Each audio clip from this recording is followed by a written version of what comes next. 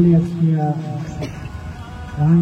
ಪ್ರದೇಶದಲ್ಲಿರುವಂತಹ ಎಲ್ಲ ನಮ್ಮ ದಲಿತ ಬಂಧುಗಳ ಹೋರಾಟ ಏನು ಅದೊಂದು ಬಾಬಾ ಸಾಹೇಬ್ ಅಂಬೇಡ್ಕರ್ ಅವರ ಸಮುದಾಯ ಭವನ ಆಗಬೇಕಂತ ಹೇಳಿ ಮತ್ತು ಅದಕ್ಕಿರುವಂತಹ ಸ್ಥಳವನ್ನು ಇವತ್ತು ಸರ್ಕಾರದ ಸ್ಥಳ, ಅದು ಯಾವುದೇ ರೀತಿಯ ವಕಫ್ ಆಸ್ತಿ ಅಲ್ಲ. ಆದಾಗ್ಯೂ ಪ್ರತಿ ದಾಖಲಾ ಪತ್ರಗಳನ್ನು ತಯಾರು ಮಾಡಿ ಇವತ್ತು ಇಡೀ ಆ ಜಾಗ ವಕಫ್ ಆಸ್ತಿ 97ರಲ್ಲಿ ಮೊಹಮ್ಮದ್ ಮೊಹಸಿನ್ ಜಿಲ್ಲಾಧಿಕಾರಿ ಇದ್ದಾಗ ಇಡೀ ವಿಜಯಪುರ ನಗರದಲ್ಲಿ ಸಾವಿರಾರು ಎಕರೆ ಇವತ್ತು ಜಮೀನನ್ನ ಈ ರೀತಿ ವಕಫ್ ಪತ್ರಕ್ಕೆ ಅನಧಿಕೃತವಾಗಿ ಘೋಷಣೆ ಮಾಡಿಕೊಂಡು ಸರ್ಕಾರದ ಅಧಿಕಾರಿಗಳ ಮೇಲೆ ಒತ್ತಡ ಹೇರಿ ಮತ್ತು ಯಾವ ಇಲಾಖೆಯ ಅಧಿಕಾರಿಯಾಗಿ ಕೆಲಸ ಮಾಡುವುದು ಸಹ ಬಿಜಾಪುರದ ಉಸ್ತುವಾರಿ ಕಾರ್ಯದರ್ಶಿಯಾಗಿ ಬಿಜಾಪುರದಲ್ಲಿ ಬರುವ ಉದ್ದೇಶ ಅಂದ್ರೆ ಎಲ್ಲ ಆಸ್ತಿಗಳನ್ನ ವಕಫ್ ಬೋರ್ಡ್ಗೆ ಸೇರ್ಪಡೆ ಮಾಡುವಂತ ದೊಡ್ಡ ಸಂಘಟನೆ ಮೊಹಮ್ಮದ್ ಮೊಹಸಿನ್ ಮಾಡ್ಕೊಂಡು ಬಂದಿದೆ. ನಿಮಗೆಲ್ಲ ಗೊತ್ತಿದೆ, ಸರ್ಕಾರದಲ್ಲಿ ಸುಮಾರು 70 ಎಕರೆ ಜಮೀನನ್ನ ಸರ್ವೆ ನಂಬರ್ 811 ಸರ್ವೆ ನಂಬರ್ ಮತ್ತು ನಮ್ಮ ದಲಿತರು ಸ್ಮಶಾನ ಏನಿದೆ, ನಮ್ಮ APMC ಪಕ್ಕ ಏನು ಇಲ್ಲಿ ರೋಡದಲ್ಲಿ ಏನು ಸ್ಮಶಾನ ಇದೆ, ಅದು ಸಹಿತ ಜೈನ ಸಮಾಜದ ಸ್ಮಶಾನ, ನಮ್ಮ ಹಿಂದುಳಿದ ಗೊಲ್ಲರ ಸಮಾಜ, ಎಲ್ಲ ಸಮುದಾಯಗಳ ಸ್ಮಶಾನ ಭೂಮಿ ಸಹ ಇವತ್ತು ಘೋಷಣೆ ಮಾಡಿಕೊಂಡಿದ್ದಾರೆ. 97ರಲ್ಲಿ ಮಾಡಿದ್ದಾರೆ. ಇಲ್ಲಿವರೆಗೆ ಇವತ್ತಿನವರೆಗೆ ಅದು ನಮ್ಮ ಕಂದಾಯ ಇಲಾಖೆ ಆಸ್ತಿ ಇದೆ. ನಿಮ್ದೇನು ಇವತ್ತು ಜಾಗ ಇದೆ, ಅಲ್ಲಿ ಒಂದು ಸಣ್ಣ ಮಸೀದಿ ಇದೆ, ಅಲ್ಲಿ ನಮಾಜ್ ಮಾಡೋದಿಲ್ಲ, ಯಾವುದೇ ಪ್ರಾರ್ಥನೆ ಇಲ್ಲ, ಏನೂ ಇಲ್ಲ. ಎಲ್ಲಿ ಪ್ರಾರ್ಥನೆ ಇಲ್ಲ, ಎಲ್ಲಿ ನಮಾಜ್ ಮಾಡೋದಿಲ್ಲ, ಅದು ಮಸೀದಿ ಜೊತೆಲಿ ಆಗೋದಿಲ್ಲ ಅಂತ ಅವ್ರ ಕರ್ಮನೆ ಹೇಳ್ತಾರೆ. ಆದಾಗ್ಯೂ ಉದ್ದೇಶಪೂರ್ವಕವಾಗಿ ಕೇವಲ ನಾವು ಅದೊಂದು ನಮ್ಮ ಸಮಾಜ ಕಲ್ಯಾಣ ಇಲಾಖೆಯಿಂದ ನಾವು 20 ಲಕ್ಷ ರೂಪಾಯಿ ಅನುದಾನವನ್ನ ಅದು ಕೊಟ್ಟು ಒಂದು ಸಮುದಾಯ ಭವನ ಕಟ್ಟಬೇಕಂತ ಹೇಳಿ ನಾವು ಹೋಗಿ ಭೂಮಿ ಪೂಜೆ ಮಾಡಿದ್ವಿ. ಇವತ್ತು ನಮ್ಮ ಜಿಲ್ಲಾಧಿಕಾರಿಗಳು ಸಹ ಪಾಪ ಮನೆ ಕರೆದು ಅವ್ರಿಗೆ ತಿಳುವಳಿಕೆ ಹೇಳಿ, ಇದು ಸರ್ಕಾರ ಜಾಗ ಇದೆ, ನಿಮ್ಮ ಜಾಗ ಅಲ್ಲ,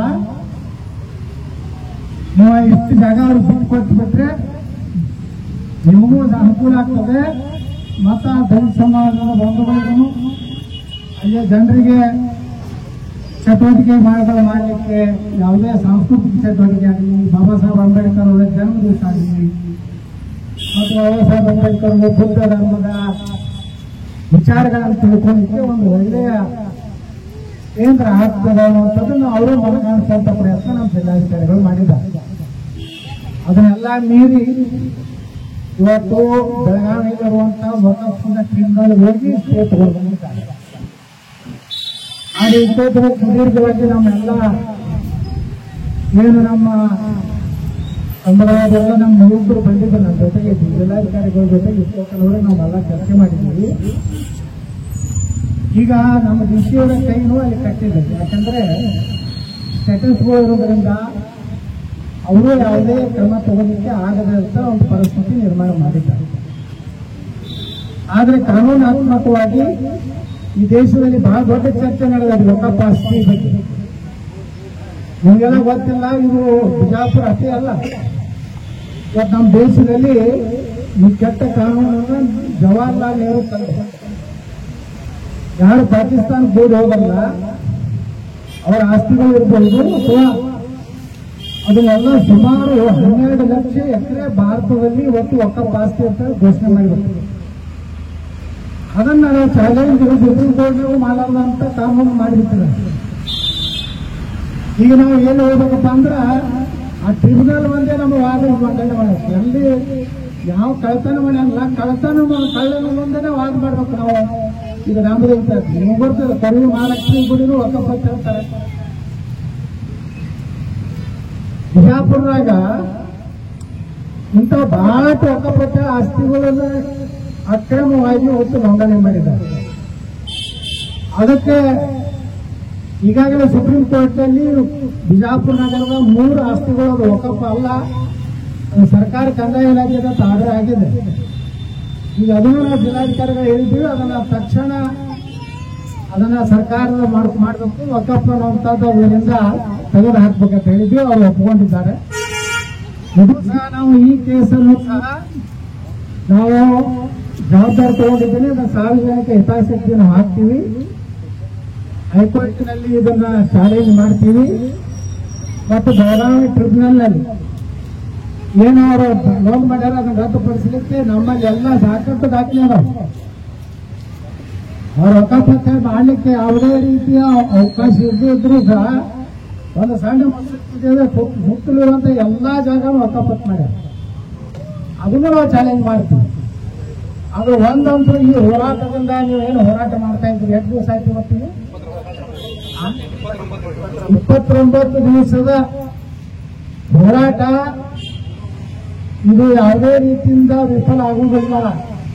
ಯಾರೂ ಇದೊಂದು ಈ ಹೋರಾಟ ಡಾಕ್ಟರ್ ಬಾಬಾ ಸಾಹೇಬ್ ಅಂಬೇಡ್ಕರ್ ಸಮುದಾಯ ಭವನದ ಹೋರಾಟ ನನಗೆ ಗ್ಯಾರಂಟಿ ಇದೆ. ಮುಂದಿನ ದಿವಸಗಳಲ್ಲಿ ಇಡೀ ದೇಶದಲ್ಲಿ ವಕಫ್ ಆಸ್ತಿಯನ್ನು ಕೇಂದ್ರ ಸರ್ಕಾರ ವಾಪಸ್ ತೆಗೆದುಕೊಳ್ಳುವಂತ ಒಂದು ದೊಡ್ಡ ಹೋರಾಟಕ್ಕೆ ನಾವು ಸಾರ್ವಜನಿಕ ಹಿತಾಸಕ್ತಿ ಹಾಕ್ತೀವಿ. ಆ ಪ್ರಧಾನಮಂತ್ರಿಗಳಿಗೂ ಮನವಿ ಮಾಡ್ಕೋತೀನಿ, ಇಡೀ ದೇಶದಲ್ಲಿ 12 ಲಕ್ಷ ಎಕರೆ ಅನ್ನೋದು ನಮ್ಮ ಭಾರತದ ಆಸ್ತಿ, ಅದನ್ನ ನಾವು ವಕಫ್ನಿಂದ ಮುಕ್ತಾಗಬೇಕು. ಅಲ್ಲಿ ಎಲ್ಲಾ ದಲಿತ ಬಾಂಧವರಿಗೆ ಮನೆ ಕಟ್ಟಿಸಿಕೊಡುವಂತ ಕೆಲಸ ಕೇಂದ್ರ ಸರ್ಕಾರ ಕೈಗೊಳ್ಳಬೇಕಂತ ನಾವು ಪ್ರಧಾನಮಂತ್ರಿಗಳು ಪತ್ರ ಮಾಡ್ತೀವಿ, ಅಲ್ಲಿ ಹೋರಾಟ ಮಾಡ್ತೀವಿ ಮತ್ತು ವಕಫ್ನಿಂದನೂ ನಾವು ಹೋರಾಟ ಮಾಡ್ತೀವಿ. ಕಲಬುರಗಿ ನ್ಯಾಯಾಲಯದಲ್ಲೂ ಸಹ ಇದನ್ನು ನಾವು ಚಾಲೆಂಜ್ ಮಾಡ್ತೀವಿ. ಎಲ್ಲರನ್ನ ಕೈ ಮುಗಿದು ತಿಳ್ಕೊಳ್ಳೋದಂದ್ರೆ ಇದು ಏನೂ ಹೋರಾಟ ವಿಫಲ ಆಗಿಲ್ಲ. ನೀವು ಬಹಳ ಒಳ್ಳೆ ಕೆಲಸ ಮಾಡಿದ್ರಿ. ಒಂದೊಂದು ಟೀಕೆ ಮಾಡಿರ್ಬೋದು, ನಿಮ್ ಹಿಂದೆ ಯಾರು ಇಲ್ಲ, ನಿಮ್ಗೆ ಯಾರು ನೋಡ್ಕೋತಾರ, ನಾ ನೋಡ್ಕೋತೀನಿ.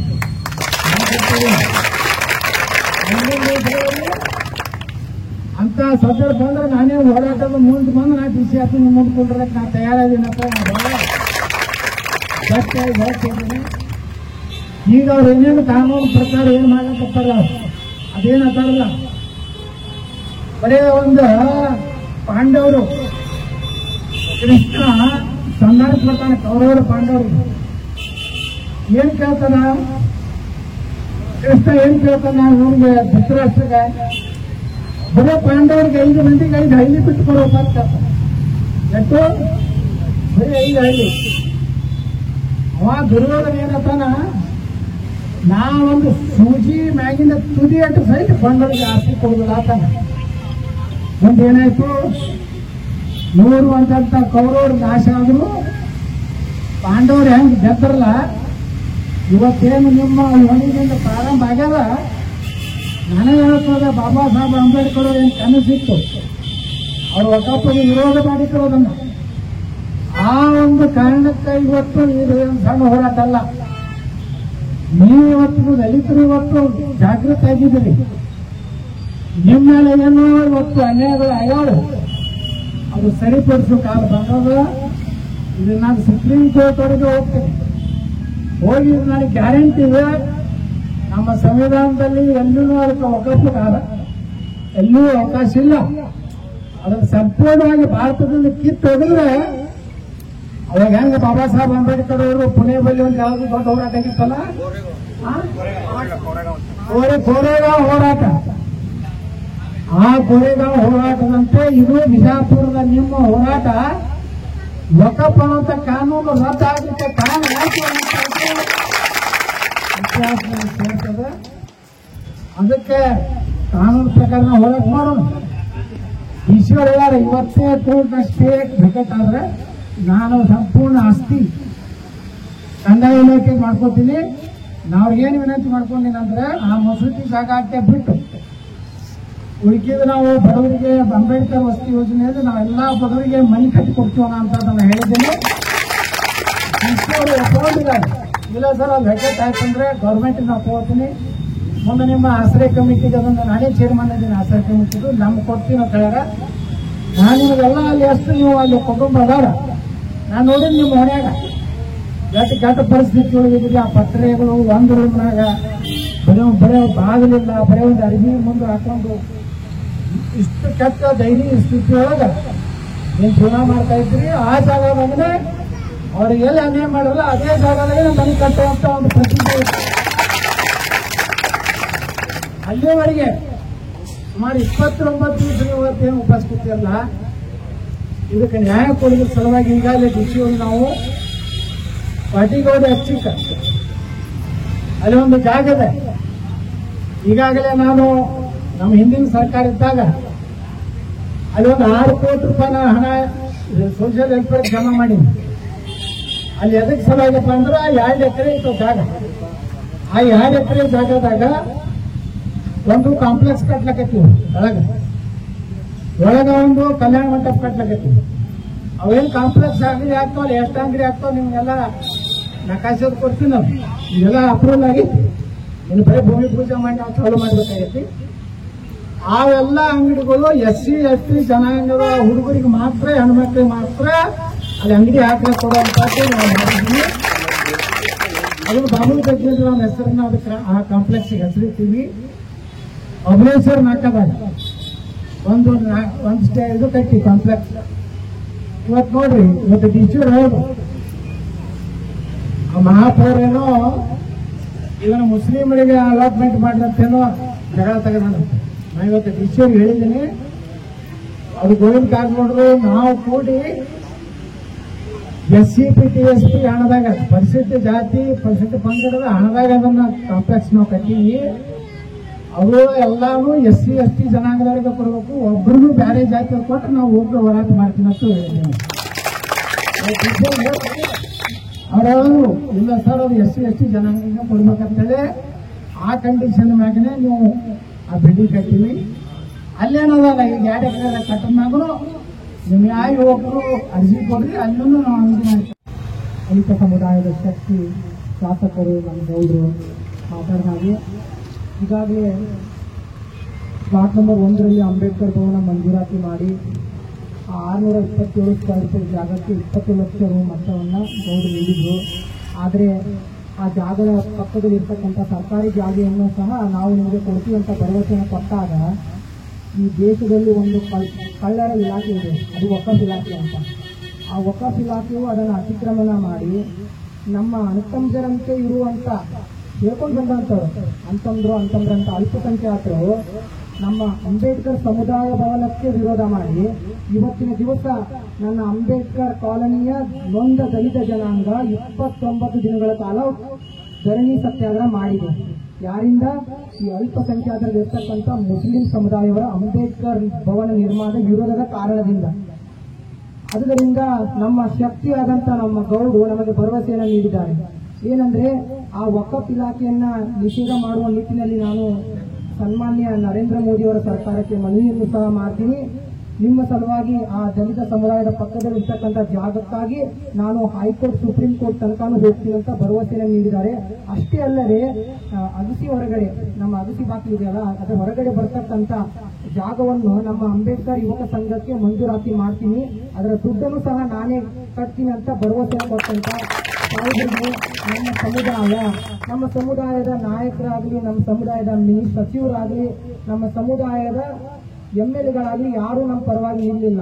ಆದರೆ ನಮ್ಮ ಶಾಸಕರಾದಂಥ ನಮ್ಮ ಪಾಲಿನ ಗೌಡರು, ನಮ್ಮ ದೇವರಾದಂಥ ನಮ್ಮ ಬಸವಣ್ಣ ಯತ್ನಾಳ್ ಸಾಹೇಬರು ನಮ್ಮ ಪರವಾಗಿ, ನಮ್ಮ ಸಮುದಾಯದ ಪರವಾಗಿ ನಿಂತಿದ್ದಾರೆ.